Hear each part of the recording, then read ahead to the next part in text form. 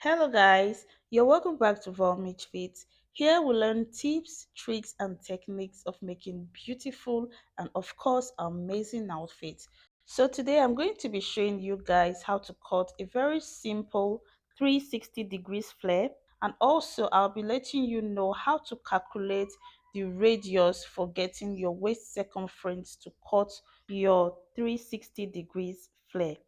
So if this is your first time on my channel, please do not forget to subscribe after watching this video, and also hit on the notification bell to stay updated whenever I post a new tutorial video. So let's go straight into this quick tutorial.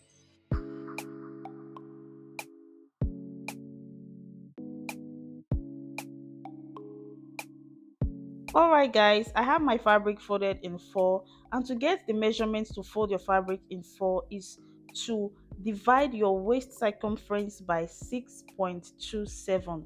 Yes, I repeat, divide your waist circumference by 6.27.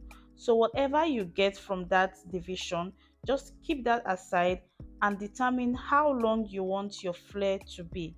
Whatever the length of your flare, add it to what you got after dividing your waist circumference. So for example, the waist circumference I'm working with for this flare is 41 inches. If I divide 41 inches by 6.27, I would have 6.53, but I'll go ahead to use 6.5. Now I'll determine how long I want my flare to be.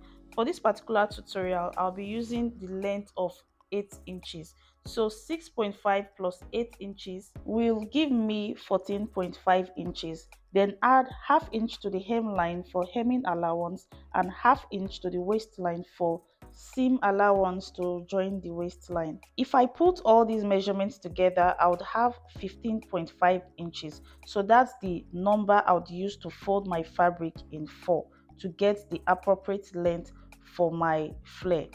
With these very measurements, you'd have your exact waist circumference on your flare with no pleats. But for me, I would not be adding half inch to the waistline because I want to have little pleats, about 2 to 3 pleats on my waistline.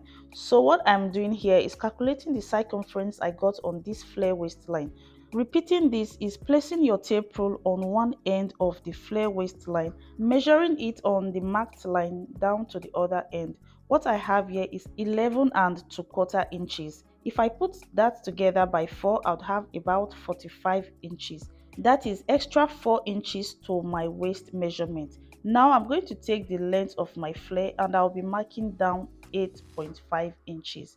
So I'm just going to mark it from one end down to the other end. So this flare is going to be 2 steps flare. You can decide to make yours 3 or even leave it at 1. You can also decide to make your flare longer than I have here, but this particular flare is going to be joined to a top bodice or the half length of my dress. You can make yours stand out without joining the flare to any half length by simply adding a waistband to the waistline. Now I'm marking my 8.5 inches from side to side, and after doing this, I would connect all the marked points together.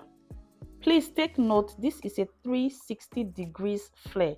The measurement you used to get the waist circumference for this flare is different from the measurement you would use for a 720 degrees flare. So they are both different. Now I'm going to cut this out. So if you want like a 2 to 3 steps flare, all you need to do is cut out this first flare, so it will be much more easier for you to get the other steps. So do that, just fold your fabric in 4 like you did for this first one, and after cutting this out, place it on the other fabric and determine how short you want the other step to be. If it's for a 2-step flare like I am doing right now, then you can use the difference of 2 inches from the first flare. So I'm just going to cut out the waistline for the second flare using the first flare measurement. Now I'll flip this over and measure out 2 inches from the first flare hemline. So I'll place my tape on the first one like this and mark out 2 inches on the second flare hemline. I'll mark this out from side to side, that is on the second flare. So this will be the difference between the first flare length and the second flare length. So if you want to do like a 3 steps flare, then you can also measure up with 2 inches away from this second step. I think 2 inches is actually much better to use as the difference between the flares. So after marking this out now, I'm going to cut out the new hemline for the second flare. Please note that just the way you folded your main fabric to cut out your flare is the very same way you would fold your lining that you would use to turn your main fabric. Just the way you fold out your main fabric by 4 is the same way you fold your lining that you'd be using to turn this flare. For this flare, I'll be fusing the main fabric with interface. You can either use peplum stay for it, or you can use a lightweight interface. If you're using a lightweight interface like paper stay, it will be nice if you do the same thing for the lining. So I would also use crinoline for the hemline.